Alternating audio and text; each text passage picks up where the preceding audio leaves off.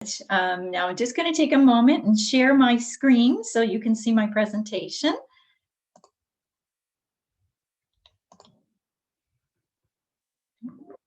Okay. Good morning. My name is Lynn Leach, and I'm from Bird's Foot Design Studio, which is a small company that helps people create a beautiful space in their backyard. Thank you so much for having me. I think it's so vital, particularly right now, to be enjoying our outdoor spaces. But I find that many people find it overwhelming and are uncertain of how to begin to make their backyard that space of their dreams. So I put together just a few tips this morning to inspire you that anyone can make their yard a more beautiful and enjoyable space. Doesn't have to cost a lot of money. It doesn't take a lot of expertise. And so we're going to go through a few of those things to hopefully get you outside. Okay. Okay. So my first slide speaks to what a few of you have already indicated. And these words are by Edward O. Wilson, who's an American biologist from many years back. And he says nature holds the key to our aesthetic, intellectual, cognitive, and even spiritual satisfaction. And so, again, as many of you have commented, nature and that connection to nature and watching spring happen before our very eyes can give a feeling of hope, and it can improve your physical, mental, or spiritual outlook. So these are all things that I think can be attributed to spending time outside. So they have the science to back it up now that even looking at nature, not even just being in nature, but just looking at a photograph of nature can actually decrease your blood pressure and your resting heart rate. It has the ability to reduce anxiety and the production of stress hormones, improves your mental outlook, improves your spiritual outlook, can improve your cognitive ability. And this one is from a study that was done recently that basically IQ test scores increase after exposure to nature. And of course, it improves your overall feeling of contentment. And I think right now, when our lives have become smaller, we're more self-contained than ever before. I think that that's a really important thing, is to help people see beauty in their backyard and contentment within their own household. It's been a challenge, I think. So despite all of these well-known health benefits, according to the statistics, Canadian adults spend less than 10% of their overall time outdoors. When you look at the stats, that's actually much less time than most people spend in their vehicle. So this horrifies me. But I know that we all lead busy lives, and we forget sometimes to just step outside. We are so lucky in where we live. We are surrounded by a variety of incredibly beautiful natural spaces here within Brant County. Most of them are free to access. And even just the space in your own backyard, if you have trouble getting somewhere, or during right now while we're locked down, to be able to go back, to the backyard, doesn't matter how big your space is, but to enjoy nature there as well. So this morning, I'm going to look at a few ways to bring the beauty to your own backyard space. So the things that we're going to focus on today are knowing your own personal style, focus on how you want to use your space, creating or screening views within that space, and coming up with a game plan. I think that one's maybe key for a lot of people who feel a little bit overwhelmed. Maybe look at your space and you're not entirely happy about it. And sometimes you can feel like there's so much to do that you're apt to do nothing. And so I'm going to hopefully help you start somewhere. So the first thing I want to talk about is personal style. And it's interesting, over 30 years, as I talk to people in their garden or about their garden, that many people are very, very comfortable decorating the inside of their home to reflect their personal tastes and their personal style. When you ask them what their style is outdoors, most people can't tell you. And so I'm asking, before you get going on anything, reflect on this. And the two photos that I've got on the slide sort of reflect both ends of the spectrum. The one on the left is definitely a very formal style, where things are laid out, maybe in geometrical fashion.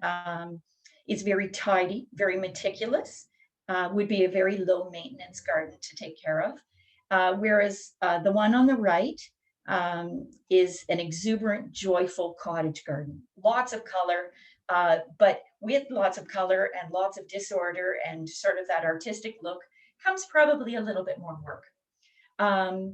Most people, I find, land somewhere in between these two, two ends of the spectrum. But I think before you begin anything, it's such a great thing to look at some photographs, look at other people's gardens, and really reflect on, how that space makes you feel. Do you enjoy that look? If you were an accountant for your career, chances are you're looking at that, that meticulous, orderly garden, because maybe that reflects your personality. Don't want to make stereotypes, but these are things that I've seen over the years. So as already mentioned, collect those pictures. I don't know how many of you are on Pinterest, but it's certainly a wonderful place to sort of collect ideas. And I think, try to hone in on what you're most drawn to. The next tip, don't be afraid to do exactly what you like. Again, when I speak with people about, making changes to their garden, often they will be very caught up in what's fashionable or trendy right now. And I try to discourage people from that. There's nothing wrong with including, a plant that's fashionable or maybe trying to follow those trends. But in the end, your space should reflect you. And so if you love, I've put a beautiful shot here of hydrangeas. If you love hydrangeas, to heck with what's in fashion, put in hydrangeas. And, once you kind of get around that, that thought that I can fill this with things that I love. It doesn't just have to be plants. It can also be statuary. It can be art. It can be things that reflect your personality. And then the last tip is to include private or public areas. And I've got a slide to kind of talk a little bit more about that. And again, it comes back to your personality. So public versus private. And this basically comes down to, are you an introvert? Are you an extrovert? And so the first picture on the left is a public garden. And if you are one of those wonderful people, and I saw Norma in the audience today, and Norma, you come to mind, as a person that loves people. And so this garden here, all in front of the house, really reflects that desire to connect with the community. And so I can see someone working out there or being out there and chit-chatting with people that walk down the street, sharing that garden experience with the community. And then there are a large contingency of people who would prefer to have sort of a sheltered retreat and are looking at putting that space maybe behind their house or screening the neighbors out, not necessarily because they dislike their neighbors, but maybe simply because they want a private oasis. I'm one of these people. I love to go outside and have coffee in my pajamas, and I don't want anybody to see me. And so, knowing that difference within yourself, you can sort of gear your space to reflect what you want out of that space. The picture on the right-hand side really, I think, is a balance between the two, in that you can see the neighbor house sort of behind the perennial border. But I feel like once you were sitting at that cozy table with all those nice cushions, you would be down low enough to really be out of sight and to not feel like that neighbor is looking in on your conversation. So again, I've tried to show both ends of the spectrum. You may enjoy sort of a happy medium in between those two. So the next thing you really want to consider is how you want to use your space. Do you like to entertain? The picture in the middle shows a beautiful entertainment space. And if you do like to entertain, consider how many people you generally have. If you like to have guests to maybe have supper, or a drink after supper, um, consider whether you keep maybe 6 people coming in, or what your family situation looks like, how many people you would normally gather with. That's of course outside of the COVID. Right now, I guess you could probably have 2. But make sure that you leave adequate space for, say, a dining table if you want to eat out there. So it's again looking at how you want to use the space and then laying it out accordingly. Right now, there's a huge trend to growing your own food. And I think it's just such a wonderful return to, to older ways where we produced a lot of our own food in the garden. There's nothing better at supper time than heading out there and picking off a head of lettuce or a tomato that you've grown yourself. Nothing tastes better. And I think it's such an important thing to be teaching our kids and our grandkids. It's a skill that I think is maybe has gone by the wayside as lives become busier. And I think it's such an important skill to be able to grow our own food and be a little more self-sufficient. So, you may want to reserve space in your property for food production, or maybe a row of raspberries, or, the sky's the limit. Generally, if a client indicates that they want space for a vegetable garden, that's usually where I start, and I kind of prioritize that, as that's a space that's going to need full sun. So you want to make sure that you've got an adequate sunny spot to do that. Doesn't have to be huge. Again, I've shown a nice little vegetable garden there. It can be simple as a pot with a big tomato plant in it. The last picture indicates something that, again, I get a lot of call for as a designer, is including natural spaces that will encourage and invite wildlife, particularly birds.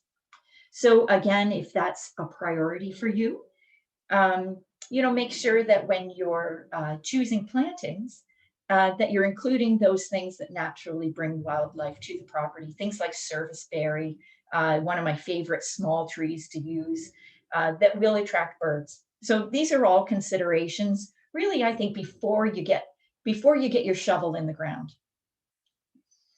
So I got a picture here that I think was such a stunning landscape in a very tiny space. And I want to encourage people, no matter how much space you have, and I really believe, as our population increases, Paris is growing exponentially. You'll see that those lot sizes definitely do get smaller. Don't be discouraged. A small space can sometimes be really spectacular. And I think this photo is a great example of that. And they've packed a lot of things into it. So just in this small space, you see that they've got, a nice water feature, a pathway to the back. They've included an informal seating area there. And then as you go to the back of the garden, they've got a gorgeous dining set there, barbecue. And so in this tiny space, they've managed to include a lot of different things. I think when you have all of these features that you want to include, something else that you really want to consider is how you want to situate those spaces and how you want to connect them. So for myself, I'll use my own space as example. I've kept my seating dining area very close to the back door. And that's because, I know that I'm going to be hauling food and drink and trays. And so that's always my thought, when people want to put a seating area 100 yards back, unless you've got a nice pathway, you might want to keep that seating area close. In this instance, they've kept the seating area quite a ways away, but they've got a nice pathway, and it's sort of a journey to get there. So that's something definitely, as you look through your features, to consider. where you want to put those areas, how they relate to each other, and how you're going to get there. Okay, so the next thing I want to talk about, and this is certainly an important thing, and I probably think that at every client site, this is something that we talk about. Doesn't matter where your property is or how large or how small. You know, you're going to have views that that you want to accentuate, and you're going to have views that you maybe want to screen. So on the picture on the left, this is what we would consider a borrowed view.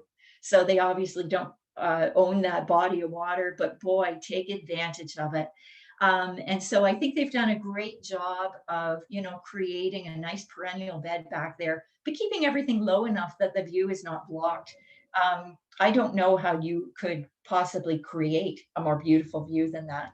And so when you step outside your back door, take a look, you know, at your surroundings and say, okay, is there a view here that I really want to showcase? And then, you know, we all have neighbors, we all have streets, traffic, barking dogs, we all have exposure to those things. And so, you know, we do have views that maybe we want to minimize or completely block. So you can do that with structures, fences, but you can also get very creative with plant material. And the picture on the right, I think, is a wonderful example of how to narrow your view. So who knows what's going on the outer limits of that, out of that picture. It certainly looks like a country property, but they could have neighbors right there. Instead, what they've done is created a focal point. So that beautiful statue, you could do it with a special plant or a special tree. And they've sort of narrowed the view by using plants and by using that gate, just sort of distract you from anything else. Really, the only thing you see is that view that you've been encouraged to see. And, you know, it's an interesting thing. The human brain and the human eye is pretty easy to trick. And so in the case of, say, a neighbor's property that maybe you don't want to take a look at, if you instead accentuate the view that you do want people to see, it's incredible how all of a sudden the neighbor's house will blend into the background and it will become way less visible. So it doesn't necessarily mean putting up, you know, a 20-foot tall fence to barricade everybody around you.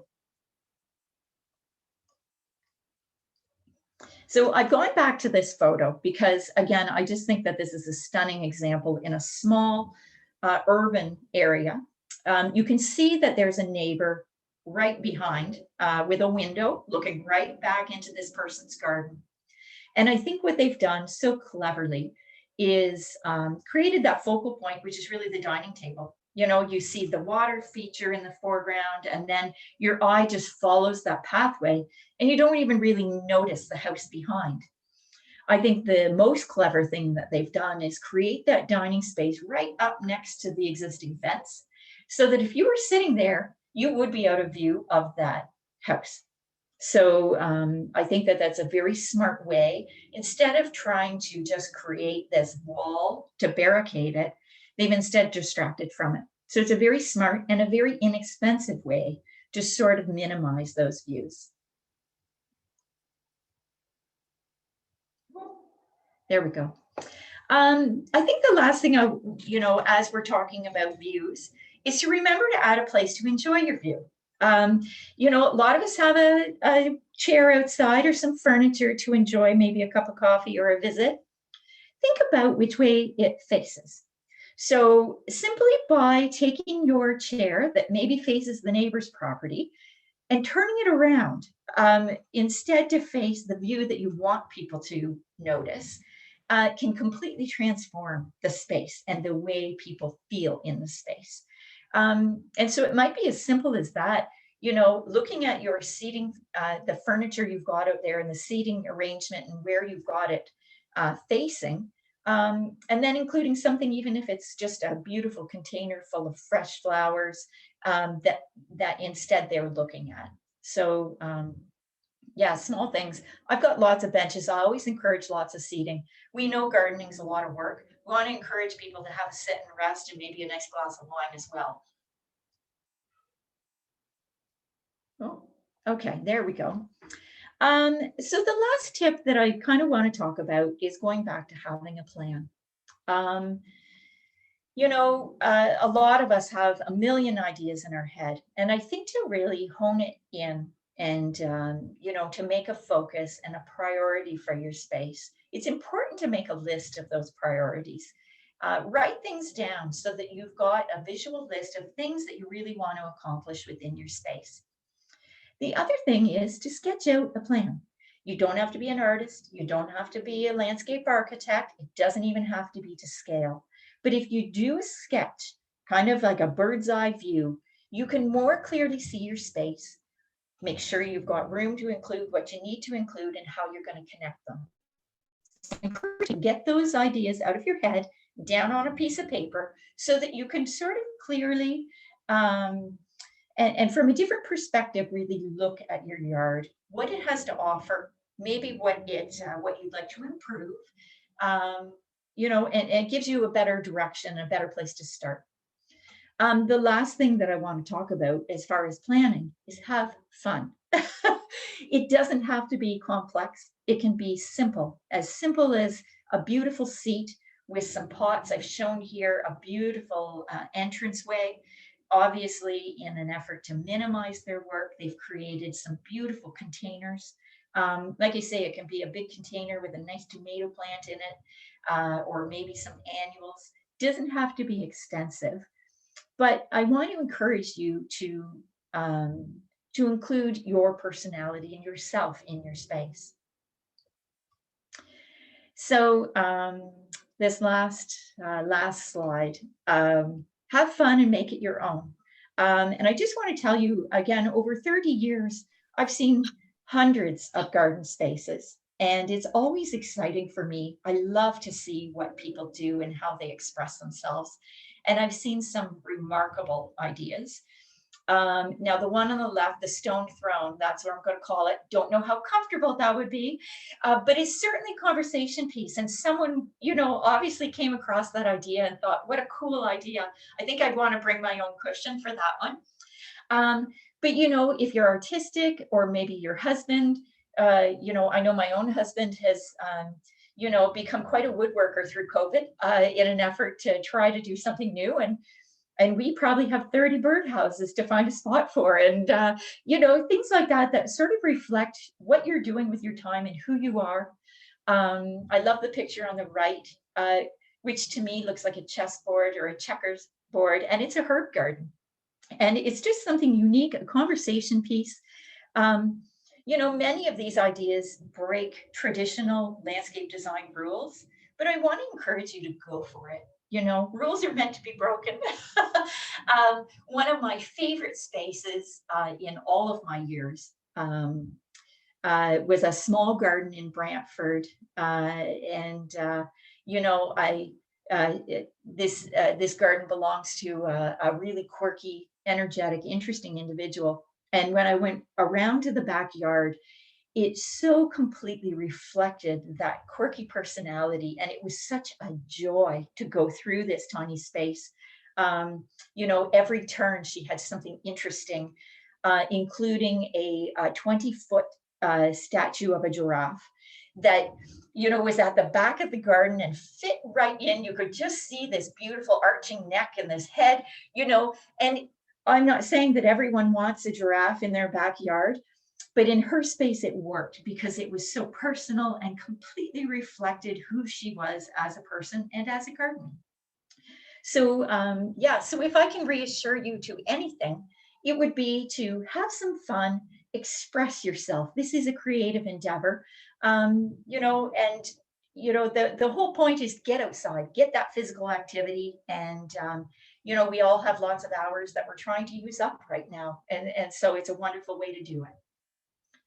So I've got a sheet here, and I know that Linda had indicated that this is going to be recorded, and so you can go back and take a look at some of these additional resources. There's a couple of TED Talks there talking about the impact of gardening on our health and wellness. and also a link to the Canadian Horticultural Therapy Association, which has some wonderful webinars, and also a link to my website if you want to get in touch with me. By all means, send me a note, and I'm happy to answer some questions or respond to you. So in conclusion, I hope that in this short time I've been able to inspire you to look at your own backyard, maybe through some new eyes, to see the beauty that's there already, and open your eyes to all of the possibilities for what it could become. Ultimately, your space doesn't need to look like the cover of a magazine, but should and can be filled with all of the things that you love. And it should have the ability to entice you to go outside and soak up a bit of nature. So thank you. That's the end of my presentation. But thank you so much for having me this morning. Well, thank you, Lynn. That was so inspiring.